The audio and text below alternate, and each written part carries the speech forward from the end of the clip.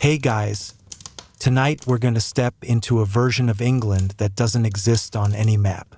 The Roman legions have packed up and vanished. The marble statues are crumbling, and the villas are overgrown with ivy and silence. There are no kings yet, no cathedrals, no England. Just mist, damp soil, and the quiet shuffle of people trying to survive in a world that's forgotten how to be Roman, but hasn't yet figured out what comes next.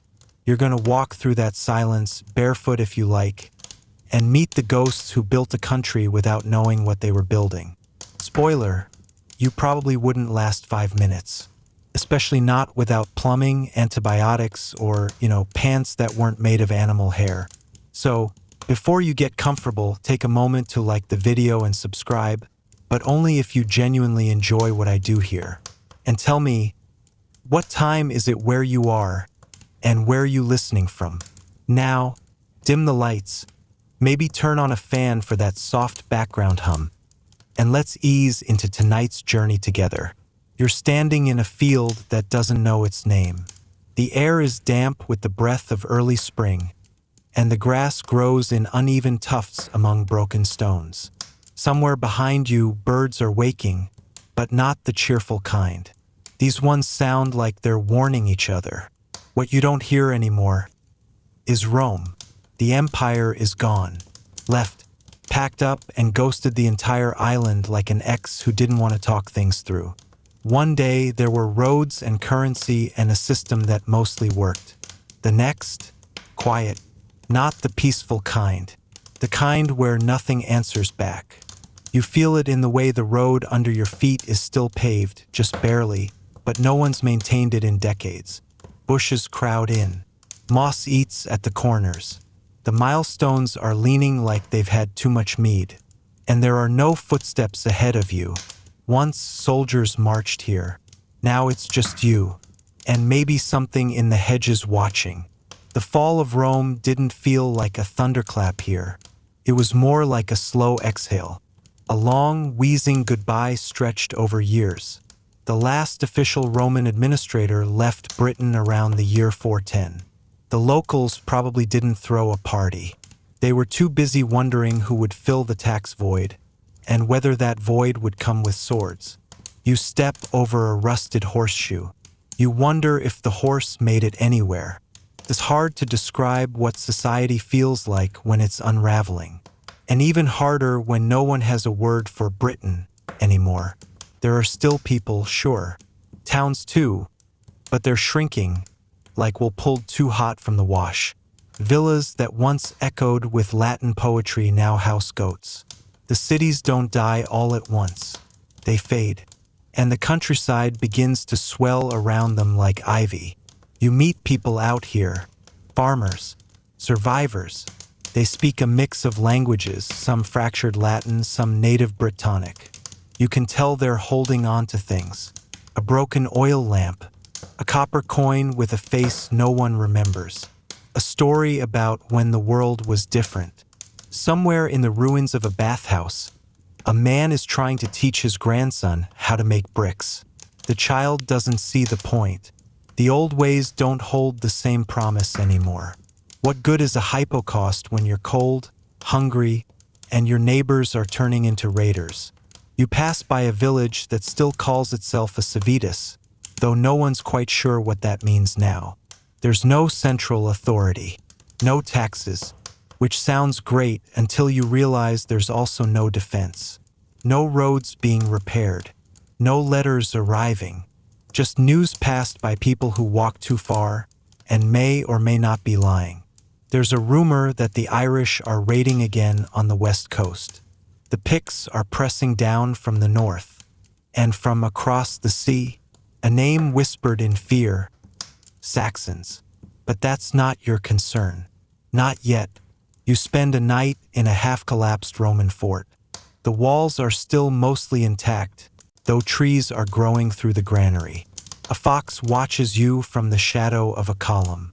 You think about what it must have been like when this place was full of soldiers shouting commands, cooking dinner, writing letters home. Now it's silent. Just you, a blanket, and the soft creak of old wood remembering its purpose. By the second day, you start noticing something strange. People are moving not toward cities but away from them, into the forest, into the marshes, into the hills. There's safety in obscurity, in being forgettable. The more isolated a village is, the less likely it is to be burned to the ground. At night, by the fire, someone tells you about the last Roman commander who refused to leave, who buried his armor in protest, who died guarding a road that no longer led anywhere. You don't know if it's true, but the firelight makes it feel like it could be. You sleep uneasily, your back against stone that once supported a civilization. The next morning, you find what's left of a market. Just a few wooden stalls with vines curling through them. A woman is selling salt for 4 times what it used to cost. She eyes you like prey. You don't buy anything. Somewhere in the distance, a tower falls. Not with a crash, but a long, dry groan, like history giving up. It's easy to romanticize collapse, until you're walking through it with wet socks and nothing but cheese in your satchel. Still, there's something eerily beautiful about this liminal space. This moment when one world has ended and the next hasn't begun. Pregnant pause between empires, and you, poor you, are stuck in it, but not for long, because out beyond the horizon, across the restless gray sea, sails are beginning to rise. Small boats, carved shields, people who do not yet call themselves English, but who will. They're watching the same coastline, dreaming the same dreams, and they're coming. You lie beneath the great oak now, and the world has changed. The fire is gone, but the smoke still curls above the ashes, whispering stories you've yet to understand. There is no kingdom here, no England, no kings, no queens, not even the word England itself. This land, soggy, wild, and windswept, has no name you would recognize. It is held together by whispers, feuds, and bloodlines. And yet, it is also where your world begins. Your name, perhaps, is meaningless to the monks who will someday write about this place. But you have one, and your people do too. You belong to a tribe, perhaps the Gewis or the Wicks or the East Saxons, names that will one day vanish from maps but never from the dirt beneath them. You sleep in a wooden hall if you are lucky, otherwise on straw or earth under woven wool, with dogs curled at your feet and the sharp scent of tallow thick in the air. If there is meat, it is boiled. If there is bread, it is hard. And if there is song, it is the kind passed from one mouth to another, changing like the river bends. The Romans are gone. Their stone roads still lie half-buried in moss, like the bones of a long-dead god. Their villas are empty, haunted, overtaken by ivy and silence. But you don't remember them. Not really. To you, Rome is a story told by old men who speak of laws and baths and letters as if they were magic. But your world is not built on marble.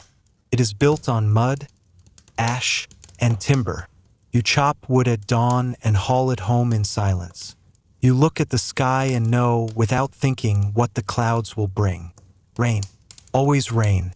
Yet beneath this simplicity, beneath the cold, the smoke, the clatter of wooden bowls, something is stirring. It begins with fire, a chieftain's death, a vengeance sworn, a marriage forged in strategy, a priest from across the sea bringing tales of one God and one truth. These are the seeds, and you, in the quiet of your ordinary life, live among them like roots in the soil. You do not know it yet, but a thing called England is being whispered into existence. Not with fanfare, but with footsteps in the mud, and names etched into memory, and choices made long before the world can see their weight. You sleep that night with the sound of wind against the thatch, unaware that history has already touched your shoulder, and it will not let go. You wake before the sun. Your fingers are stiff. Your breath rises in the cold morning air. The world feels still, but it is not. The sea is not a boundary.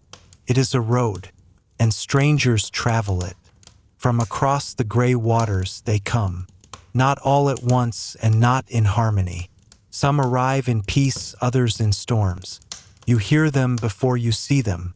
Foreign voices, strange gods, ships shaped like beasts with carved wooden eyes. The first ones call themselves Angles. Others are Saxons, Jutes, Frisians. Their names blur together, but you don't care about names. You care that they come with iron in their hands and fire in their hearts, or sometimes with empty bellies and no home left behind them. And sometimes they marry into your people, not out of love, though sometimes yes, but because survival is a cold-blooded thing. They take wives, land, cattle, and sometimes stories, and you take from them two ways of weaving cloth, shaping tools, speaking words you didn't speak before. The old tongue, the Brythonic sounds of your ancestors, begins to fade. Not disappear, not yet, but retreat, like a shoreline after the tide has rolled in. At night, the elders grumble about the past, about how the land is changing, about how the young forget the old songs. But no one stops the change, because it's not something you can fight. It's like frost creeping over the fields, slow, silent, and inevitable. The monks, when they arrive later, will try to make sense of this time. They'll write about it as a great invasion, as a flood of pagan tribes, as the fall of civilization. But that's not how it feels to you. To you, it's messier, grayer. Some strangers burn your village. Others become your kin. The lines blur just as they always have, just as they always will. And in that blur, something new is born. Not Roman, not Briton, not entirely Saxon. A strange child of smoke and salt, ash and kinship, field and fire. You do not know this child's name yet, but one day they will call it England, and they will say it was built by kings and battles and saints. But you will know the truth. It was built by you. You live in a kingdom with no map. No one ever draws a line and says, "This is Wessex," or "Here begins Mercia." The names come later, much later. For now, you live where your sheep graze and your lord rules, if you even call him that. Sometimes he's just the man with the biggest house and the most spears. The silence of your world is full of forgotten kings. They ruled before parchment could remember them. They made laws before ink gave them weight. You've heard their names whispered beside fires. El, Cherdich, Ida, but they drift past like fog. Ghosts with crowns no one can prove. Your people don't write yet. Not really. A few scratches on wood, maybe. Runes carved into bones or stones. But stories live in mouths, not manuscripts. Memory is a fragile vault. It crumbles faster than stone. And so kingdoms rise like mushrooms after rain, and fall just as fast. Some last barely a lifetime. Others vanish in a season.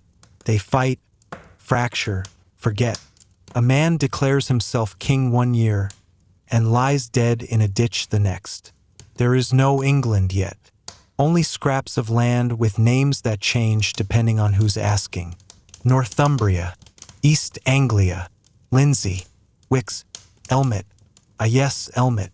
A kingdom you've probably never heard of. Nestled in the wilds of the north. Once strong, now dust. Conquered, absorbed, forgotten. You walk through its ruins and don't even know it. But the land remembers.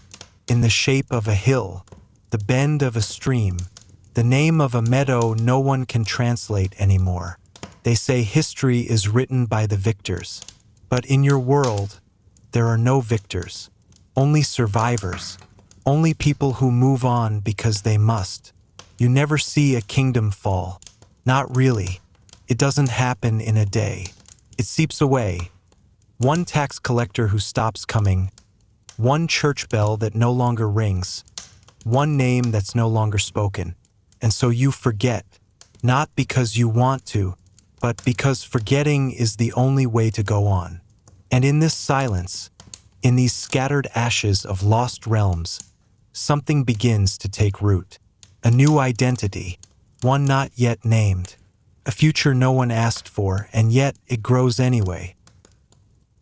You don't know you're speaking English, because it isn't English, not yet. It's something older, rawer, tangled in your throat like roots. It changes from village to village, from coast to forest. In one town, a loaf of bread is a laugh. In the next, it's something else entirely. But you understand each other well enough to trade pigs and argue about land. Your words come from warriors and farmers, not kings. They are shaped by dirt and need, by fishing lines and thatching poles. They are not carved into tablets or etched onto scrolls. They are spat, sung, mumbled, repeated, lost, revived, and then passed on with a shrug and a nod. Some of the old Celtic tongue still clings to your place names. The Romans left their ghosts in the roads and walls, but not in your mouth. Latin is the language of priests and foreigners. You do not pray in Latin. You pray in fear and hunger, in the same sounds your mother used when you were sick with fever. The church, when it finally reaches your edge of the world, brings strange new words. Angelus, Dominus, Solvitor. But these don't sit easily in your ear. They slide off your tongue like oil on stone. You prefer your gods and their names to be sharp, short, and carved into oak. Still, language moves like the wind. You can't hold it. You can't stop it. You can only follow it and hope it doesn't change too quickly. Sometimes you hear a traveler from the south, and his words bend strangely, rounded, softened, almost sweet. You laugh behind your hand. He sounds like he's chewing wool. But then maybe you do too. There is no standard, no Queen's English, no dictionaries. If a man calls a horse a or you don't correct him. You either understand or you fight. What matters is meaning, not rules. No one teaches you grammar. You learn language like you learn the weather, by living in it. And though you do not know it, every word you mutter carries the weight of centuries. The bones of old empires, the breath of forgotten tribes. One day, your sounds will evolve into the words a future empire uses to dominate the world. But you will not see that day. You will not hear those voices. To you, it's just a way to ask for more ale, or to curse the goat that trampled your garden. Still, in your hut by your hearth, language grows, in silence, in shadow, building England one syllable at a time. You don't know where you are. Not really. There are no maps, not the kind you'd recognize. No neat borders, no towns marked in ink, no red dots labeled you are here. The land is memory and rumor. You know the curve of the hill beyond your fields. You know the stream that never dries, and the tree that always leans east. But beyond that, it's just mist and story. Your world is shaped by feet and hooves, not by compasses. You travel by sun and smell, by where the crows gather and how long it takes your feet to ache. If you ask 10 people where the next village is, you'll get 11 answers. Some with hand gestures, some with warnings about wolves or bandits or worse. You don't need to know everything, just enough not to die. The Romans once drew lines, carved stone, and paved roads straight as arrows. Some of those roads still exist. They cut across the land like scars. But you don't trust them. Too wide, too flat, too foreign. The devil walks easily where the Romans once marched. Instead, you follow the winding paths, deer tracks and drovers' routes, half covered in brambles and blessed with old footprints. The land speaks if you listen. A soft slope means easier pulling for the oxen. A patch of moss means wet ground. A ring of mushrooms means don't sleep there. And so you navigate a country that isn't yet a country, through woods that don't belong to any lord, along rivers that have no names, at least none that last. When night falls and you're on the road, you find shelter where you can. Beneath a tree with low branches, inside a hollowed-out rock, or in the abandoned hut that everyone pretends isn't haunted. You mark your way with stones, or notches on bark, or bits of song you hum to yourself as you walk. Even your language for distance is imprecise. A day's walk, a stone's throw, a long while past the cow pasture. Time and space aren't measured, they're felt. You don't know where the edges of England are, because there are no edges yet, just swamps and strangers, and the slow, creeping knowledge that one day, someone will try to name it all. You sleep on the floor, no mattress, no blanket unless you're lucky, just straw, old, flat, poking into your spine, full of things that squirm if you shift too much. But it's yours, a small corner in a house held together by intention, spit, and the thinnest sense of permanence. The walls are made of wattle and daub, a fancy phrase for sticks smushed together with mud and dung. It's warm in the winter, if you're inside and the wind isn't screaming. And it smells of everything. Smoke, sweat, food, animals, and you. Mostly you. The ceiling isn't a ceiling, not really. It's a roof, thatched with reeds from the marsh, angled steeply so the rain runs off instead of in. But when it rains hard, and it does, the drips still find you. Each leak is familiar. You've named them. One sounds like a ticking clock. One always lands on your left foot. The hearth is the heart of the house. Not poetic, literal. If the fire goes out, so do you. It's always smoking. Your eyes sting. Your clothes reek. But the smoke keeps the bugs down, and you'd rather cough than itch all night. There's no chimney, just a hole in the roof where dreams escape. You share the house with others. Family sometimes, strangers often. It's not polite to say no. You sleep head to toe to save space and noses. When someone snores, everyone suffers. When someone dies, the body stays inside until morning. That's just how it is. At night, you listen.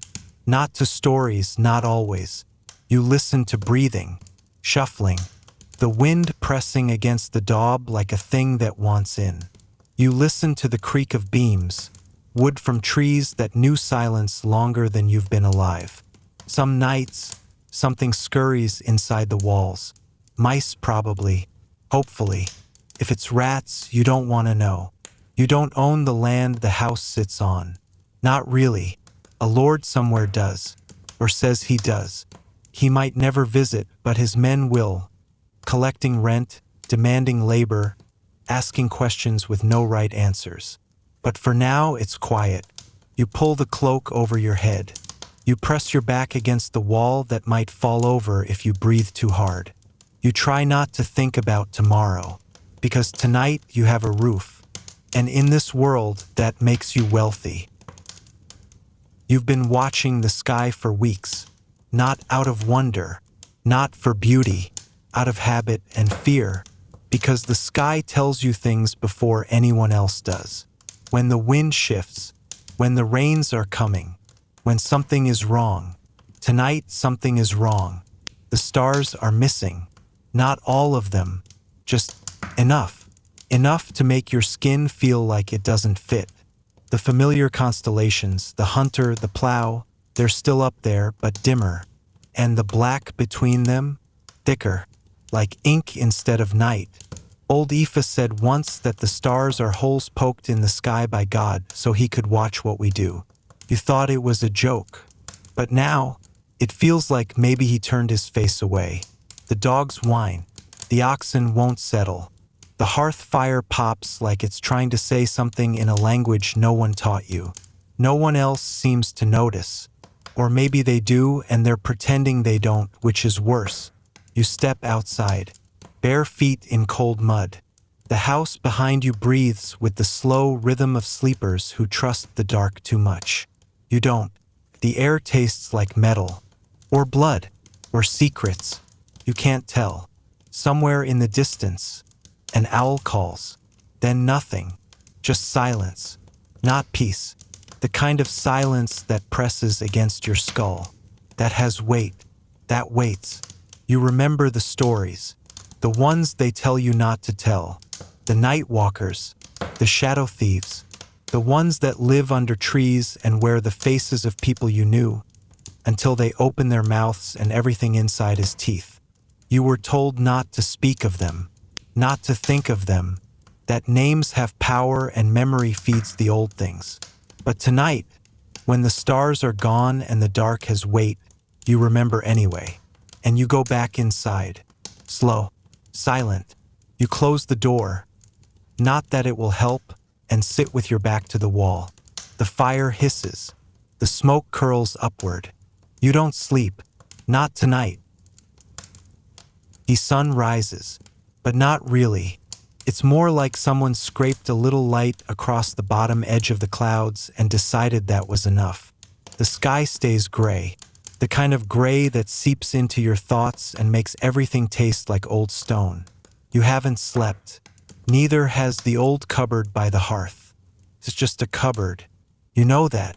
You've opened it hundreds of times. Dried herbs, a cracked bowl, a strip of leather that no one remembers the use for. But today, something's off. The door's shut tighter than usual. Too tight, like the wood swelled with secrets. You don't want to open it. So, of course, you do.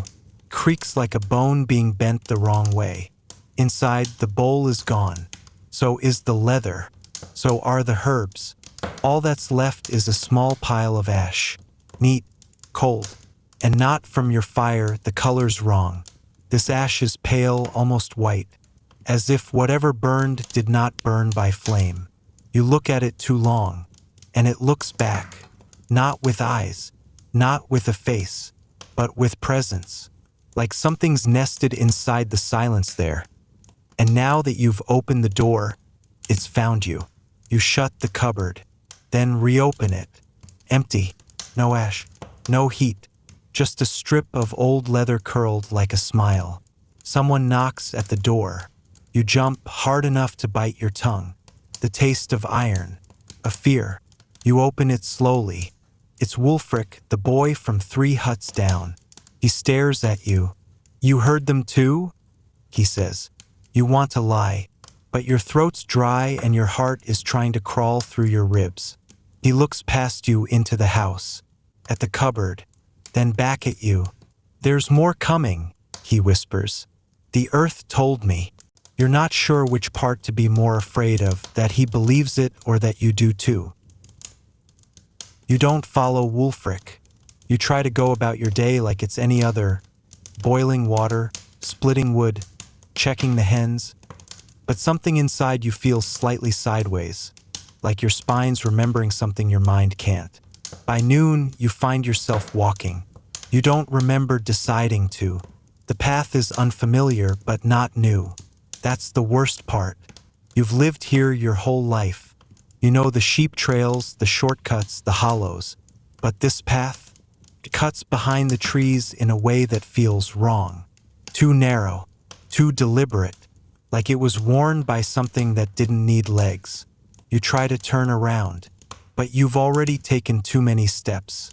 And the wind has gone silent. The birds aren't singing. The insects aren't buzzing. Even the leaves refuse to rustle. You keep walking. The trees bend differently here, not from wind, but from memory.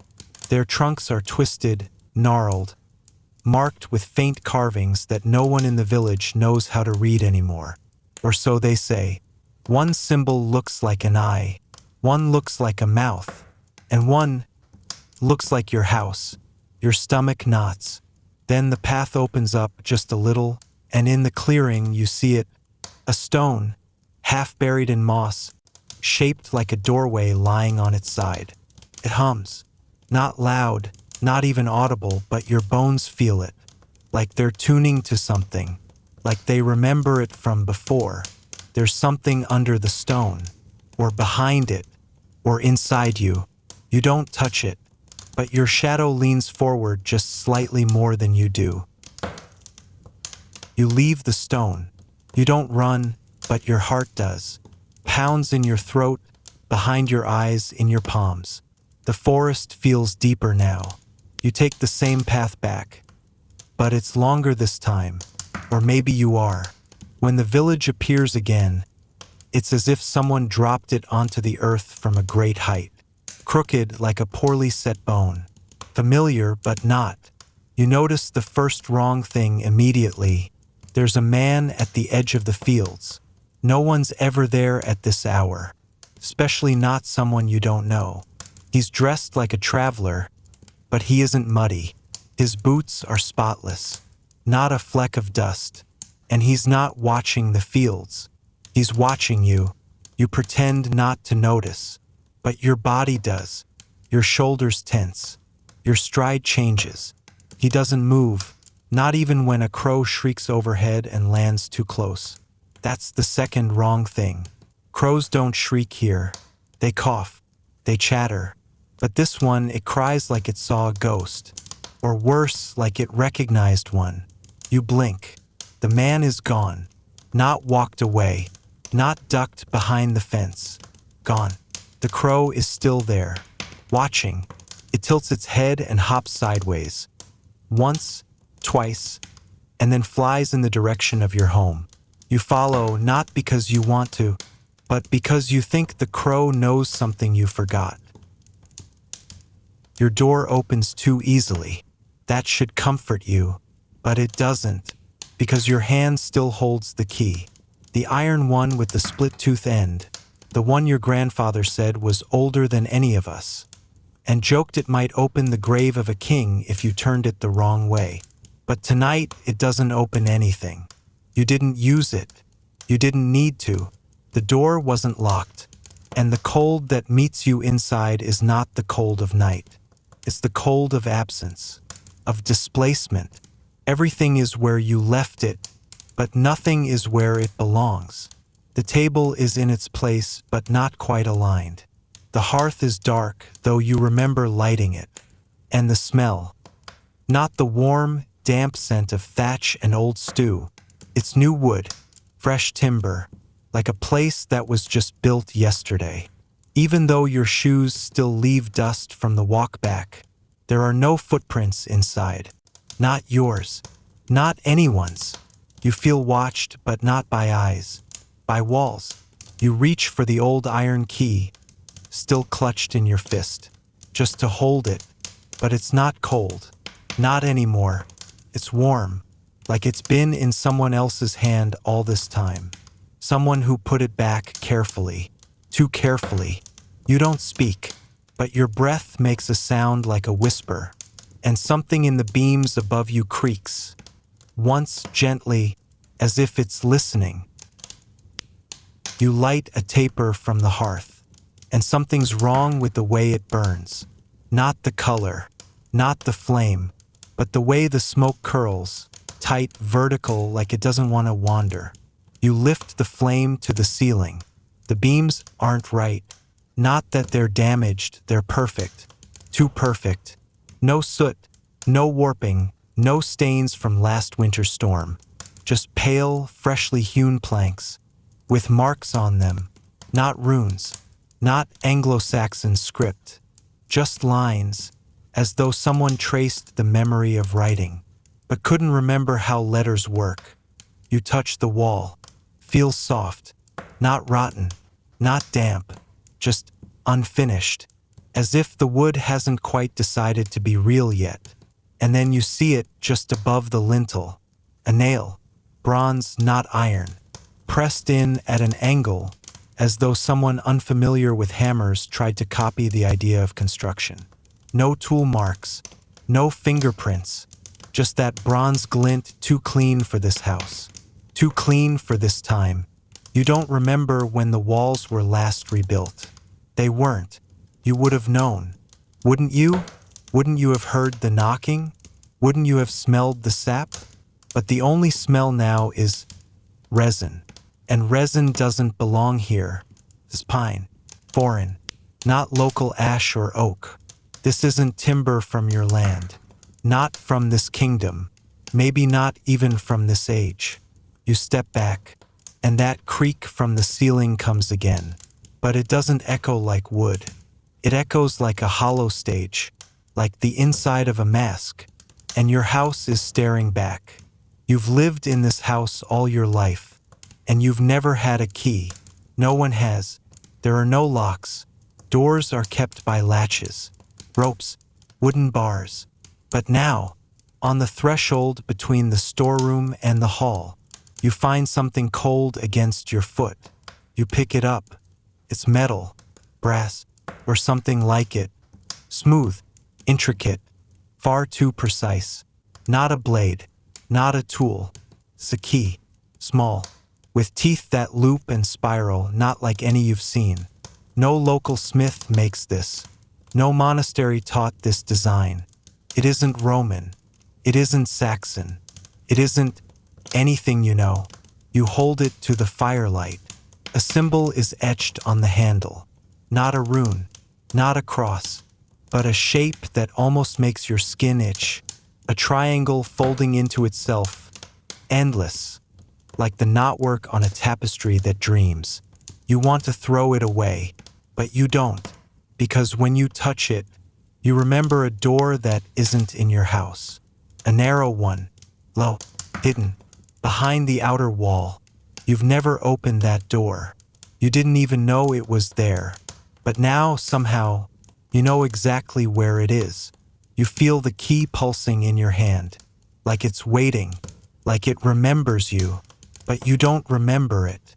The key is heavier now, not physically, but in your hand it feels denser, as if it knows what it's about to do.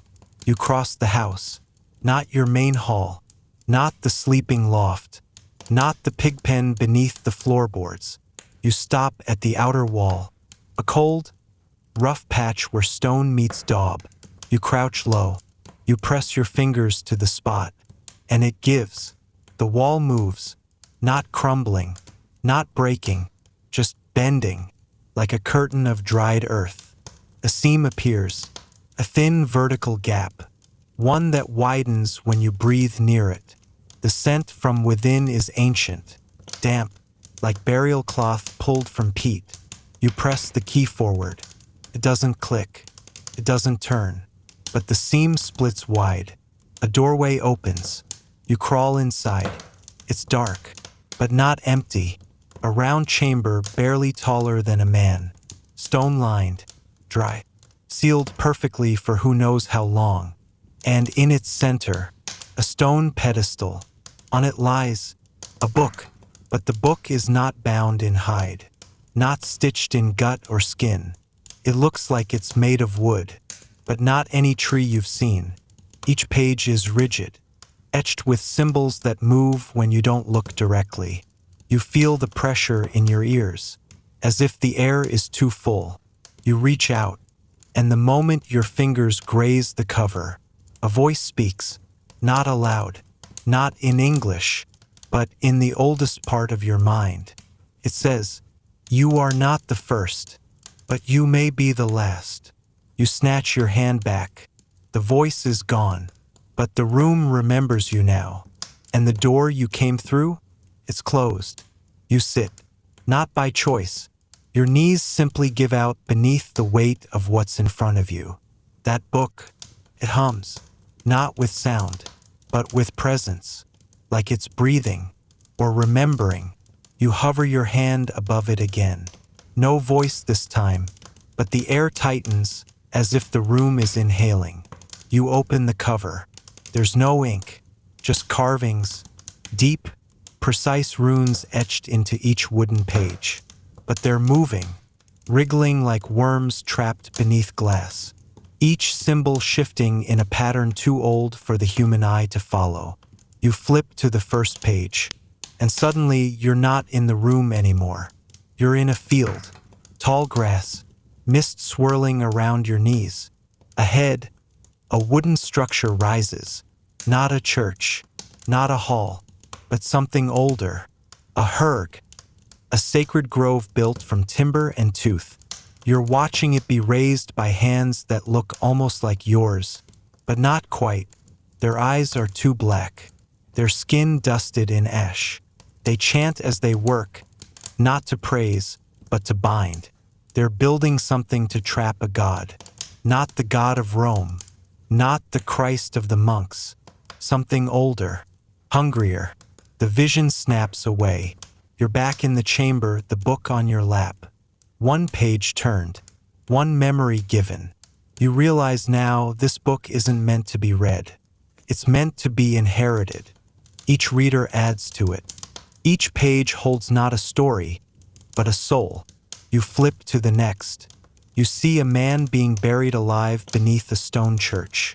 His mouth sewn shut with a thread made of hair. The priest smiles as the dirt covers him. You flip again. A woman stares into a black mirror. Her reflection smiles first before she does. You flip again. A well in the forest that speaks only when the moon is gone. You slam the book shut. Your heart is racing. Your ears are ringing. This isn't Anglo-Saxon folklore. This is Anglo-Saxon memory, a record of things that refuse to die. You look around the chamber, and then you realize the pedestal is gone. The door is gone. Even the walls are gone. You're standing in the middle of a barrow mound, and outside you can hear digging. Not yours. Someone or something is trying to get in. You freeze, not out of fear, but from the vibration, the kind that hums in your bones before your ears can catch it. It's faint but steady. Scratch, scratch, scratch. From below.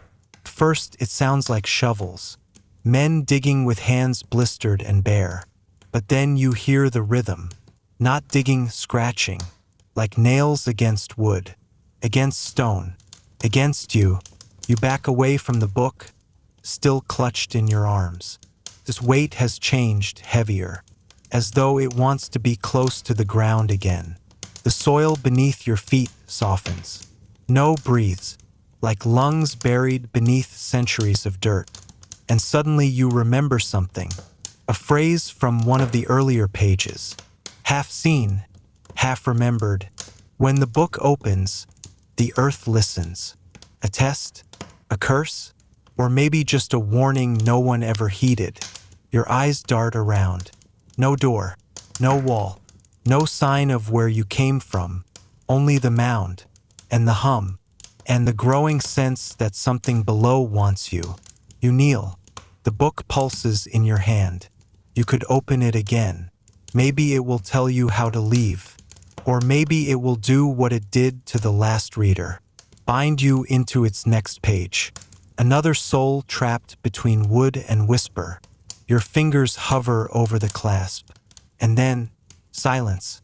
The scratching stops. You hold your breath. 1 second. 2. 3. Boom. The mound jolts beneath you. A fist-sized clump of earth erupts upward, falling apart to reveal a finger, pale, split-nailed, twisting toward you, and then another, and another. They're reaching.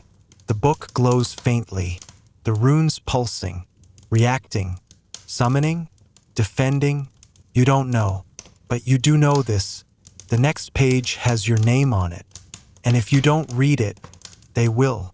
You stare. There, etched in the curling script of a language both ancient and alive, is your name. Not just the one you use now, but the name before that, the one you dreamt once, in a fevered sleep, beneath a sky full of birds that didn't blink. Shouldn't be here, and yet it is, written in ink that shifts ever so slightly, as though each letter adjusts to your heartbeat. You touch the page. It's warm, too warm, and the moment your skin meets parchment, the page begins to turn itself. Not by wind, not by magic, by memory, your memory. The next page is a story, a night you barely remember, a decision you told no one about, the one you buried just like the kings in the mound. You try to close the book. It won't let you. Instead, it forces your eyes forward. Line by line, verse by verse. It knows the way your hands shook, the sound your breath made when you lied, the cold that crept in afterward and never quite left. And the worst part? It doesn't judge you. It simply records, because that's what this book was built to do. Not to share tales of ancient England, but to collect those who came seeking stories, only to become them. You shake your head. No, you whisper. I didn't mean to.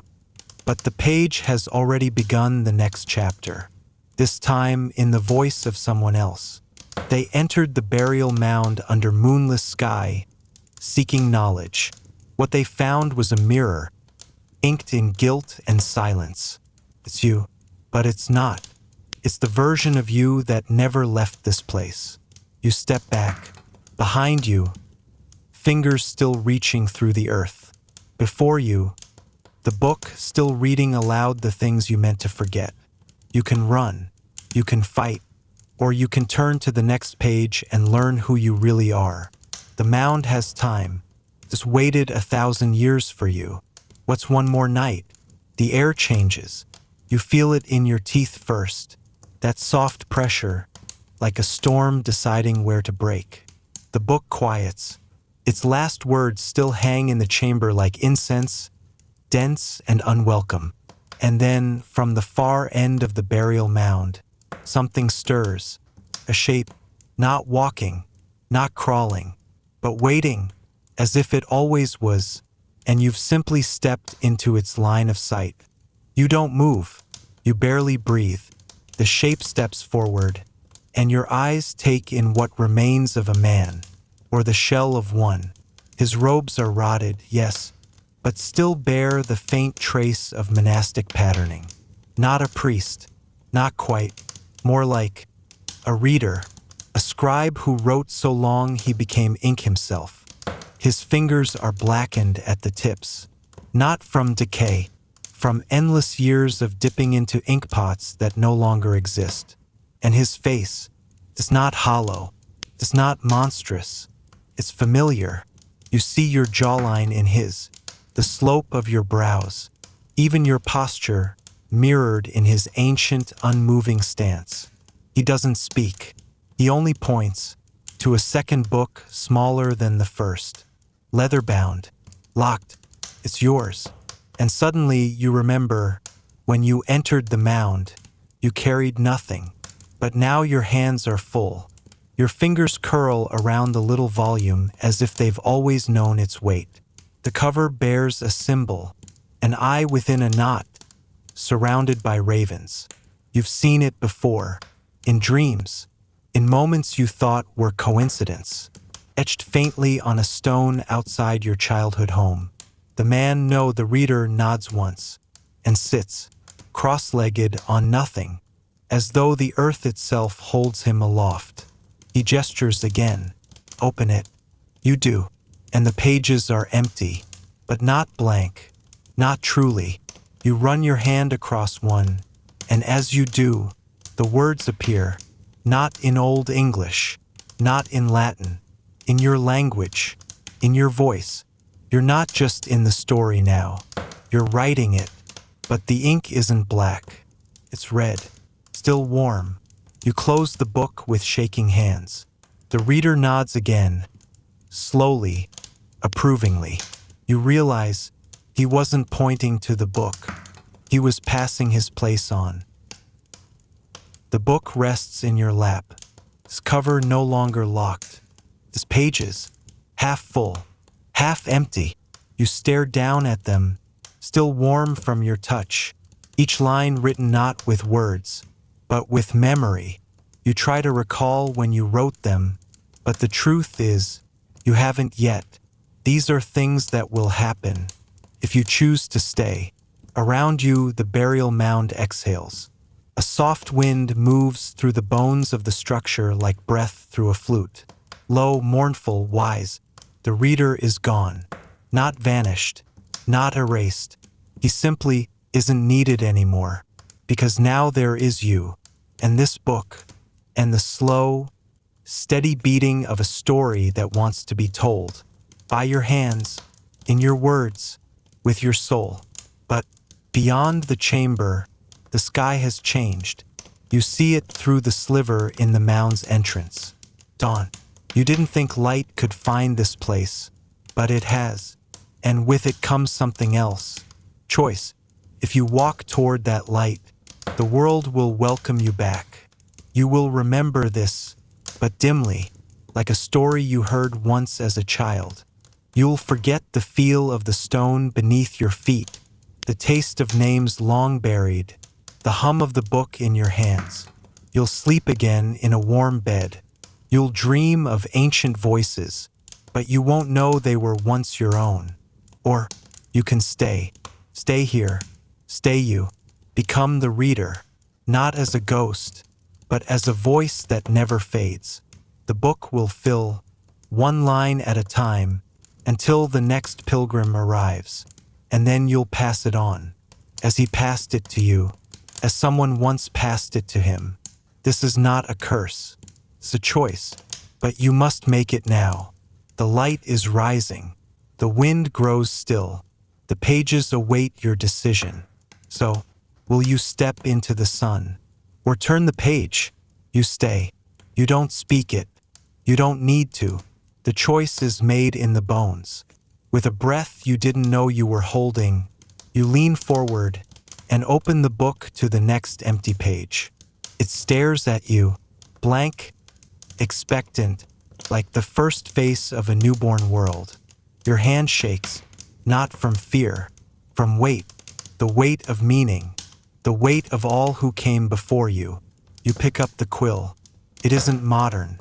It's not clean or easy. It drips a little. It resists you. It's real. You set its tip to the page and begin. On a night when the wind carried stories older than stone, a stranger descended into the earth and became part of something that cannot die. You don't know where the words are coming from, but you do know they are true. The chamber around you shifts, just slightly, as if the soil itself exhales in relief. It's no longer the end of the story. It's the beginning, because for the first time, this tale is not being retold. It's being lived. Through you, the candle flares, the shadows crawl, and in the silence that follows, you hear something astonishing. Footsteps from the passage above. Soft, hesitant, human. Someone is coming, like you did, long ago. You smile, not with lips, with memory, and you keep writing, because the reader is not a person. Not anymore. The reader is a role, promise, a keeper of fire beneath the earth, a witness to all that was before England had a name. And now, the reader is you. The footsteps are slow, careful, bare. You hear the scrape of skin on stone, a hand pressed to the wall, just as yours once was. The new arrival doesn't speak. Not yet.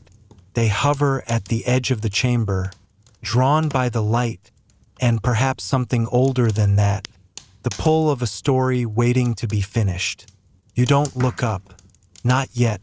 Instead, you do what was once done for you. You leave space. You allow the silence. You let the echoes settle around them like a blanket. Because the first gift of the reader is permission. Permission to not know, to not believe yet, to arrive without needing to understand why. Finally, they speak. Is this real? You smile. Again, not with lips, with time. You nod, slowly, and gesture to the other stool. They hesitate just as you did. Then sit. You offer the quill. They blink at it, then back at you. What do I do? You pause, not for drama, for reverence. And then you answer in a whisper that feels older than language itself. You remember something that was never told to you, and you write it down, their fingers close around the stem, clumsy, eager, and suddenly you see yourself, you, from before, tired, cold, uncertain, But now you are the page they write upon, the stone they sit on, the breath that led them here. You are the voice in the dark that said, yes. A new page turns. The reader writes, and the fire doesn't go out. The silence stretches, but it's not empty. It's full of small things, heavy things, the breath of stone, the heartbeat of soil. You and the newcomer sit still, as if any movement might disrupt the rhythm. A rhythm older than music, older than speech. Do you hear it? You ask. They shake their head. So you press your palm to the floor. Not with ears. The stone is cold, but not dead. Never dead. It vibrates softly, almost too faint to name, as if something beneath it is turning, and has been turning, since the first word was carved into bark, or bone, or a body. You speak again, not to them, but to the floor. They never wrote on paper. They wrote into the land. The newcomer's eyebrows pull together. You mean carved? No, you whisper. Lived. Every step through the forest. Every fire lit at dawn. Every birth. Every burial. These were the ink. You tilt your head. Do you know how to read the ground? They glance at it, then at you. You answer your own question. You kneel, and you let go of questions. There is a pause, and then a sound. Not speech, not even a voice. It's more like the ache behind your ribs. When something sacred is near, the new reader hears it too. You can see it in the way their eyes change, widen but not from fear, from recognition. It's sad, they say. You nod. But not only sad. There are memories in this stone, of fires that never went out, of stories whispered into straw beds, of love carved into wood that outlasted kings. The Anglo-Saxons didn't leave behind many books, but they left this, a land that still speaks. If you ask without your mouth, the reader lowers their head, listens, and beneath them, the earth sighs. We were here. We were you, and we remember. The light in the reading chamber never changes, but your sense of time has slipped. Feels like dusk, the kind of dusk that doesn't need a sky, just stillness and the sense that someone else is near. You look toward the archway. There's no one there, but when you turn back, the shadows have shifted, no longer formless, not quite people, but not people either. They stand at the edge of the chamber, in the gaps between candlelight, and they do not move, not because they are trapped, but because they are watching. Your companion notices. Their voice cracks. Are they ghosts? You consider the question carefully, not out of fear, but respect. No, you say. Witnesses. They aren't here to haunt. They're here to make sure you remember.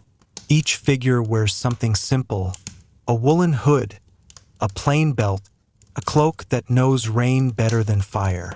And none of them speak, because they've already said what needed to be said. They lived it. You gesture to one of them, a woman with ash in her hair, and boots stitched from hide. She was a story keeper, you murmur. Not a scribe, but every child in her village knew how to say her grandmother's name. You point to another, a man with cracked knuckles, sitting by nothing, but looking as if he's tending a fire that never went out. And he built doors, not with hinges but with songs. People knew which house was safe to enter, because of the way the wood hummed when you knocked. The shadows flickered gently, not threatening, present. The reader stares at them, then at you. Why are they still here? You speak slowly, as if translating something from the language of wind, because they weren't read. Not all the way. Not yet. The Anglo-Saxon world didn't vanish. It was set aside, folded between centuries, and here in this library of silence, It is waiting to be reopened by people like you, by people willing to listen. One of the figures, a young girl with reeds braided into her sleeves, steps forward just once. Her feet make no sound, but in your head, you hear her whisper, "Don't let them forget the mud." You rise, but not in haste. The figures in the room do not follow. They do not vanish. They simply remain, like the smell of smoke in hair, like the taste of rain on your tongue, long after the storm has passed. Your companion doesn't speak. They don't need to. You both feel it. Something has entered your breath, settled just behind your ribs. A kind of weight, but the good kind. The kind that means you've been trusted with something. The doorway out of the reading chamber is narrower than you remember, or maybe you've simply become larger since entering, not in body, but in knowing. The hallway outside is colder, but your skin doesn't mind. You feel protected, as if someone has wrapped a memory around you like a second cloak.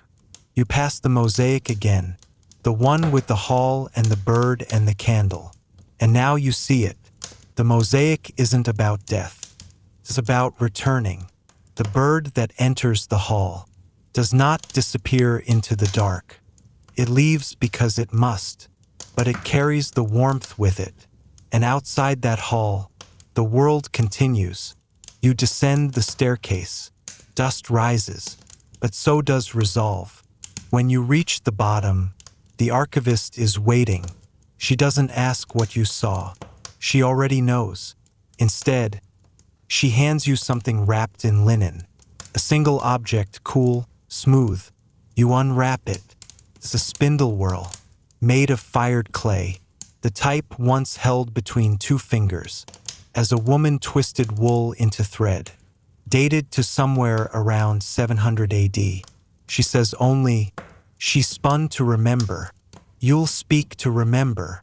You nod, and then she turns and walks away, her keys jingling like bells in a distant chapel.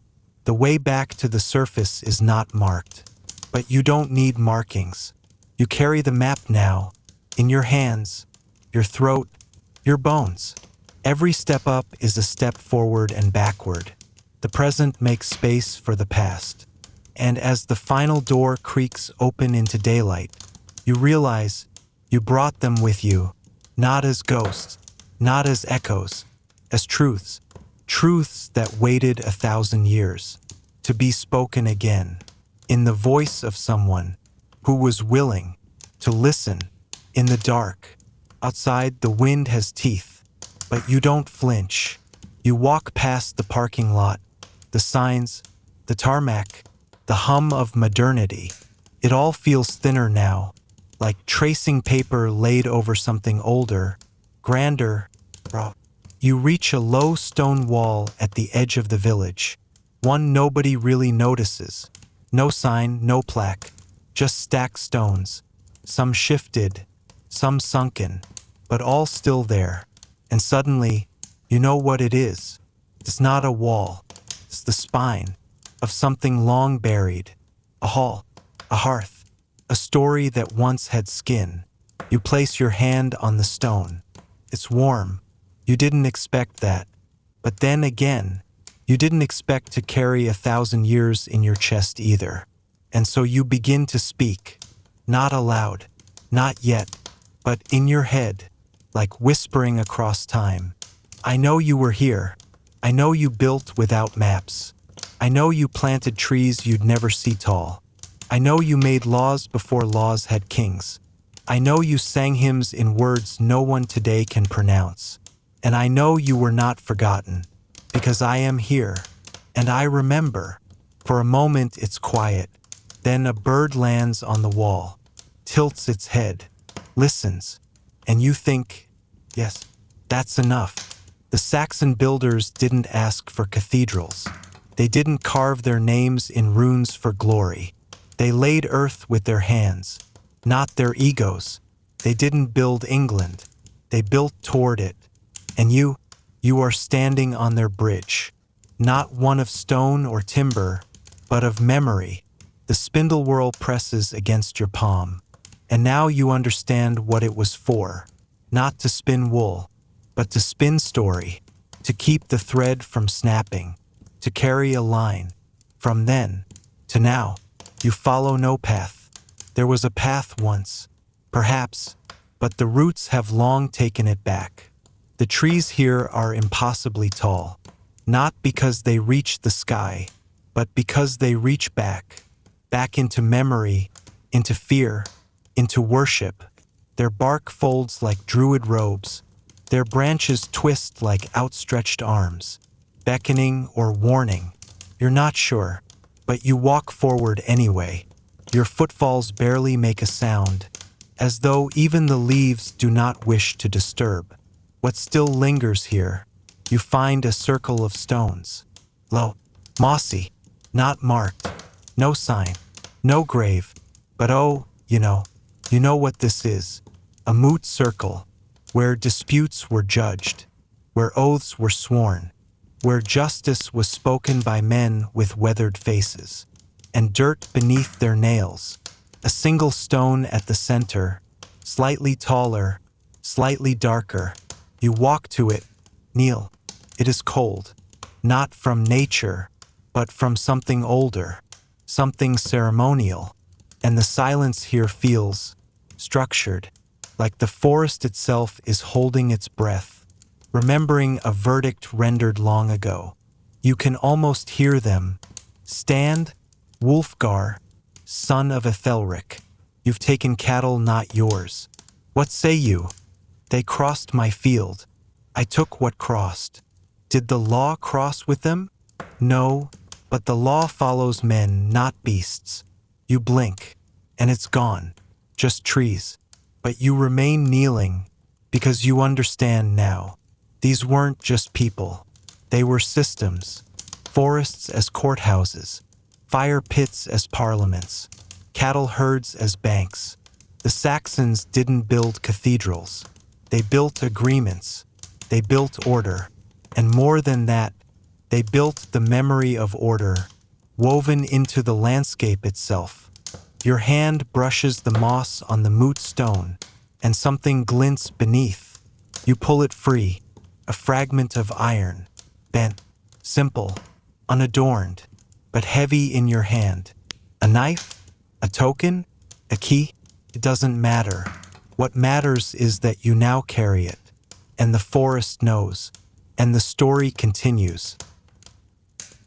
You leave the forest, but it does not leave you. The trees recede slowly, like reluctant elders, watching a youth wander from tradition into temptation. And there, in the clearing, it waits. A village. No walls, no palisades, no banners, just mud. So much mud.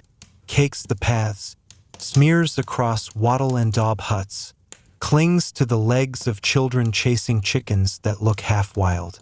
You're not sure when you crossed from dream to memory, but you've arrived at a place, as ordinary as it is sacred, because here, among the pigs and puddles, civilization is forming, not with kings, not with crowns, but with habits. You pass a woman bent over a hearth, blowing into coals with a hollow reed. She doesn't see you, but the fire flares to life just as you walk by. A man sits carving a spindle with his back to a post. He is not crafting art. He is crafting continuity, and every child you see already knows how to milk, mend, or mourn.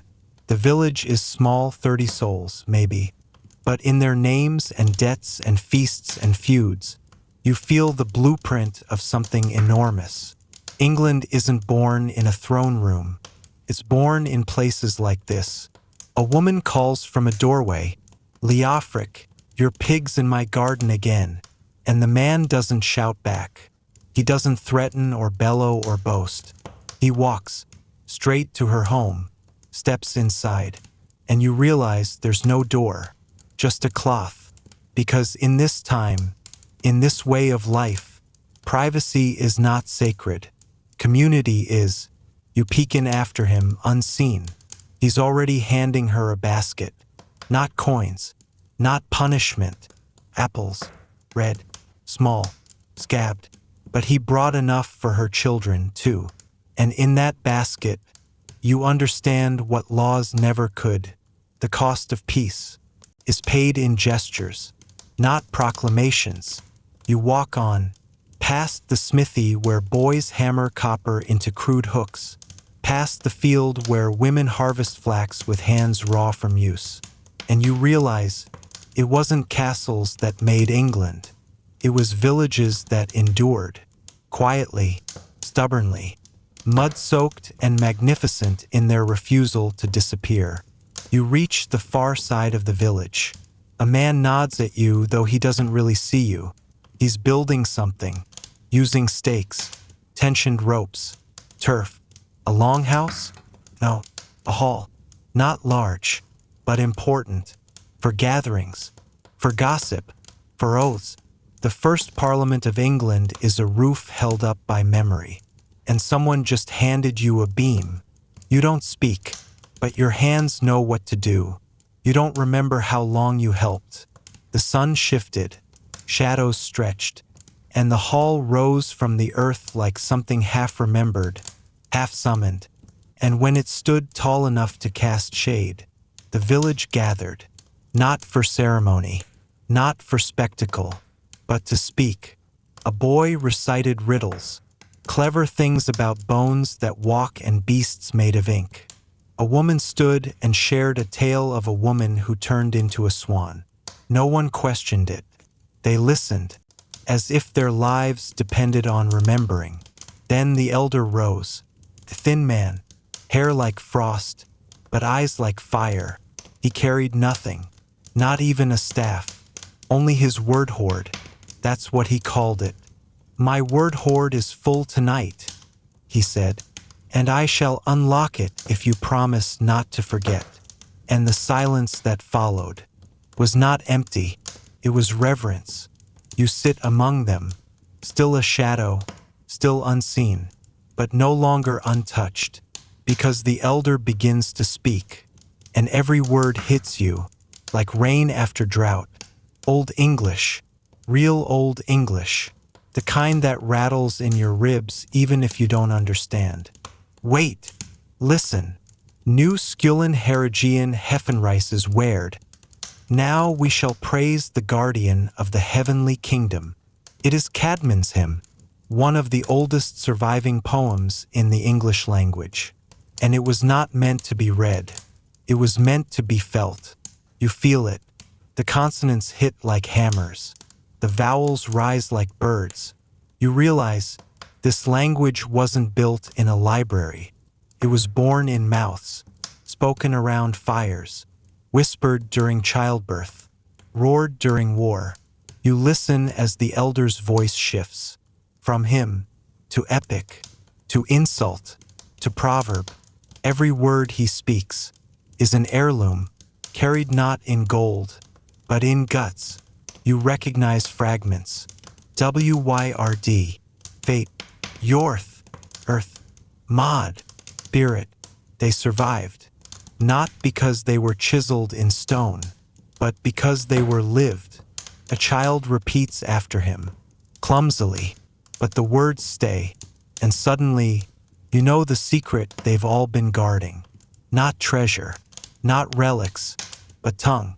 The tongue that will grow into Chaucer, into Shakespeare, into the voice you're hearing now. This village, this moment, is a seed, and you have heard it sprout. The elder finishes, closes his eyes. No applause, only breath, and the sound of wind, slipping between syllables, like a ghost that speaks every language. And none at all. You stand, and for the first time, someone looks straight at you, not through you, at you, the elder, smiling faintly, and he says, "Your word hoard waits. The fire is low now. Shadows no longer stretch. They simply linger soft and blurred at the edges. You can hear the wood settling in the beams above you, like the house itself is breathing slower. Your feet are tired, but the kind of tired that feels earned. Every step you've taken, across muddy fields, candlelit halls, quiet riverbanks, has brought you here. The world outside is still there, of course. The mists, the ruined stones, the strange echoes of languages that no one living speaks anymore. They'll all be waiting for you when morning comes. But not tonight. Tonight, the past has curled up close. It isn't snarling or shouting or trying to be remembered. It's just here, quiet, warm, almost human. Somewhere in that soft dark, the people who built this land before it had a name are still working. Someone is still thatching a roof. Someone is still grinding grain. Someone is still humming a tune no one's written down. And maybe, without knowing it, you've carried a piece of them back. In your pocket, in your breath, in the slow, steady beat of your heart. You close your eyes. The air feels heavier now in the way that blankets do. You let your shoulders sink. You let the story fade. Not ending, just folding in on itself, waiting for another night. Sleep comes like the tide, inevitable, gentle.